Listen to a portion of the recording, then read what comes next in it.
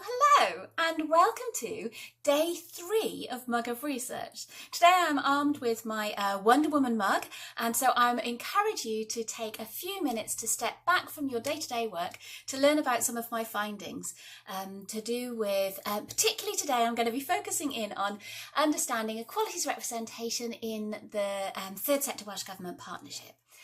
What I'm going to be trying to do is looking at representation within the partnership, but really from a perspective of trying to understand how we can protect equalities representation within the partnership. And the reason that I'm focused in on equalities is because there is actually quite a high representation of equalities organisations within the partnership between the Third Sector and Welsh Government. In fact, 1/3 of the thematic networks from which the representatives are drawn that form part of this partnership, 1/3 of those are equalities themes, and in fact a number of the other themes have some links in with equalities issues.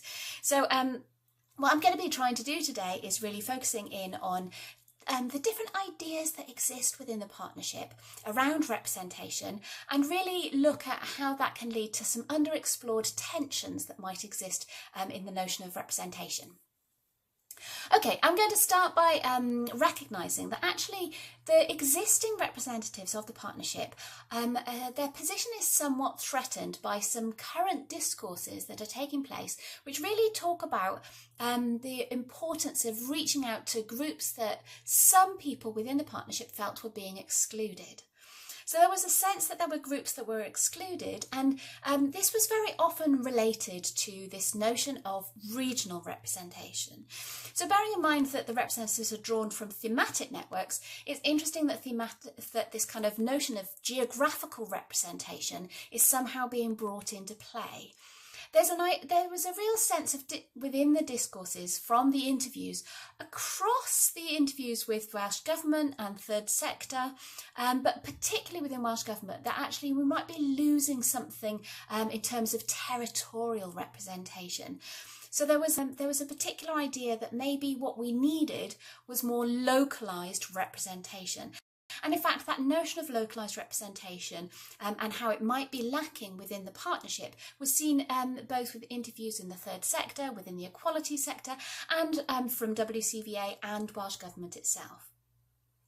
Now there was a second, that was fairly prevalent, this notion that we need to get in more localised, smaller grassroots organisations. But there was a second set of discourses that was also taking place that was around the fact that actually, although we've got this thematic networks, that there might be some failure to really have economic inequality being represented within the partnership. So this whole notion of economic deprivation is interesting within Wales.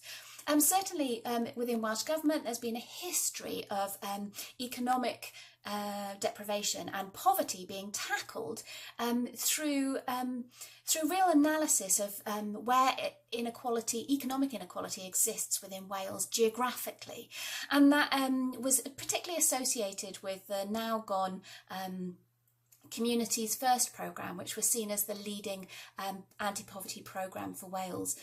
And so you can see how economic deprivation has really become associated within the discourses within Wales with this kind of notion of geographical representation. And certainly when there was a sense that that there was a failure to engage the localised organisations and the smaller organisations, this was kind of coupled as well with this idea that there was a failure to engage those organisations that had low resources.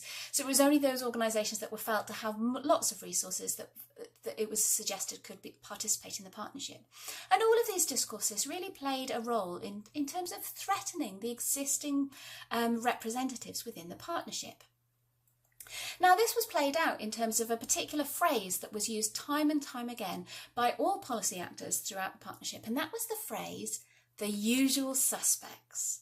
And what's interesting about this notion of usual suspects is it really suggests that there's some form of elite Third Sector organisations that are really dominating the partnership between Welsh Government and the Third Sector. Now, bearing in mind this extraordinary high representation of equalities organisations, it's really interesting when you start to compare this idea of elite organisations versus this excluded, localised, geographical grassroots organisations with low resources. And what it really serves to do is to kind of lose sight, actually, of the justification for having equalities representation in the first place. Now, the justification for having equalities representation through this partnership is because they are underrepresented in terms of political representation. So this is a real opportunity to make voices that are that have previously not been heard really be heard within policy making decisions. So when we invoke these discourses, we're kind of undermining the validity of that. And what's worrying is that equalities organisations, when I was interviewing them, they were just as likely to use the phrase the usual suspects in relation to themselves as Welsh Government or WCVA. So there we can see that the equalities organisations are kind of unwittingly being complicit in undermining their position within the partnership. Now, a second finding that I found, which I think is really worth sharing, is this notion of direct participation. So one of the really fascinating things is when I asked about what's really effective for achieving real policy influence, time and time again it was referenced that actually direct participation, where people hear the voices of their community that talking about issues that matter to them, was the most effective way that was perceived to be to really achieve policy influence.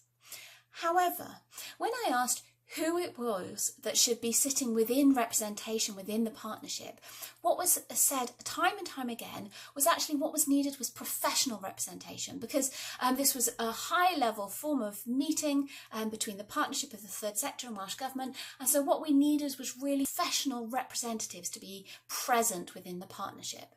So you can see there's a little bit of a conflict there, and actually it trapped our representatives in a bit of a paradox, actually. One of the things that would be said about the professional expert representatives that were brought in to the partnership was actually they were described as not really being real people. So there was this idea that real people can really affect change and real people speak to real people. Now that's interesting because that whole idea of real people is attached to politicians, and it's attached to constituencies, individuals from communities talking about issues that personally matter to them. But what it does is it suggests that those experts, those professionals that are being brought in as to be representatives from the partnership aren't real people. So at once they are being expected as a partnership norm to participate within the partnership, but then their role is undermined by the notion that they're not real people. And I've described this as the real people expert paradox. What's interesting as well is that this whole idea really neglects to recognise that in many cases, particularly with equalities organisations, the equalities representative actually belongs to the group that they represent. This is called descriptive representation, and in suggesting that they're not real people, you're really neglecting to recognise the high proportion of equalities representatives that are from a descriptive representative background, and therefore can both be real members of the constituency from which they represent, as well as being professional experts.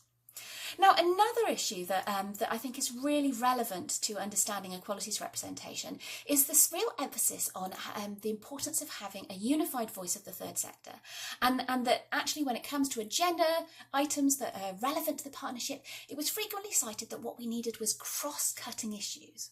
Now, this is of concern for equalities organisations because what that really does is suggest that if you're only interested in cross-cutting issues that are relevant for the whole third sector, then you lose sight of the equalities issues that are important to equalities organisations. In fact, what you really do is lose sight of the issues for each of the representatives that have been selected according to each of the different themes. So really, you're really undermining the very structure of the partnership. If you have a partnership that's based on a thematic structure, then to suggest that the only issues they can bring are third sector issues, which are cross-cutting to all third sector, then you're really stopping the themes, the key issues that are important to each of those themes from arising within the partnership. And this was a particularly crazy idea when you bear in mind there was some sense that it's not appropriate to bring up third sector issues if it's specifically about funding. So it leaves very few issues that the third sector can agree on that should be considered to be cross-cutting issues to be taken forward in partnership meetings. So finally, I'm going to move on to the idea of competition. because there were two notions of competition that my analysis really revealed. And one idea of competition was that there might be competition between representatives within the partnership in order to get an item on the agenda. And this tended to happen in a kind of backroom place because they had these pre-planning meetings. So there was competition between those different groups to agree which issues should be on the agenda of the partnership. However, that was fairly well accepted to be acceptable and part of a pluralist democracy to have that kind of competition. The second notion of competition that occurred was the idea that there might be competition to be the lead representative for each of the thematic networks. Now, this notion of competition was deemed to be much more divisive. In some themes, it was fairly obvious which organisation would take the lead to be that representative for that particular theme. But in other themes, it really became quite divisive, and it pinned different organisations that worked within the same sector against each other. And it was referred to as the kingmaker assumption. And now what's interesting is that actually this notion that Welsh Government preferred to have one representative for each of the different themes ran beyond the notion of the partnership. So it was recognised to be an assumption of each of the ways that Welsh Government managed any funding that allocated. And that really reinforced this notion that you needed to just have one lead organisation, one king upon a theme. And that could be quite damaging for within the partnership. Okay, so I'm reaching the point where I want to share some recommendations, and here are some 4 key recommendations that I would make for achieving equalities representation.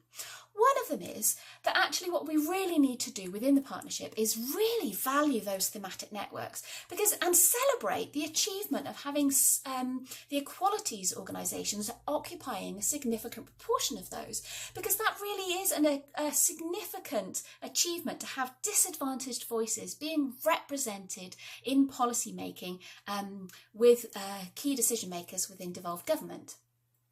So in order to do that, we need to celebrate and recognise the value of that and protect and sustain those third sector equalities voices within the partnership. My second recommendation is that equalities representatives really need to defend the validity of being professional, expert, equalities experts. So we really need to resist this discourse of real people that might undermine the existence of there being experts in equalities. Being an expert is not the opposite of genuine participation, and we really need to try and call a halt to that discourse that suggests that if you're an expert, then it's not genuine participation from real people. In fact, what we really need to do within the equality sector is celebrate examples of descriptive representation, where you have representatives that come from the group that they represent. Okay, furthermore, we need to acknowledge that actually direct participation really is an effective tool to achieve policy influence. And in that case, it's well worth the partnership having a little reflection of how it can build into its mechanisms a chance for direct participation from constituency beyond the representatives to really have a voice to influence policy with the politicians. So really start to take a step back and think about how that could be built into the system. Finally, in terms of collaboration, yes, collaboration is a really effective tool for achieving policy influence, but it shouldn't be used to set the agenda. So when you talk about seeking out a unified voice of the third sector and looking for cross-cutting issues of the third sector, if you use that as a definition by which you decide which items are relevant to bring to the partnership agenda and bring it within the meetings, then you're really limiting the purpose of the partnership. And certainly for equalities organisations, you really must resist this notion that a unified voice norm might silence equalities issues, not just equalities issues across the board, but specific equalities issues. So have a little think about how agenda items are decided and maybe steer away from this notion of cross-cutting issues. I hope that's been useful for today. I look forward to sharing my findings with you in day 4 of Mwg Research. Thanks very much for listening.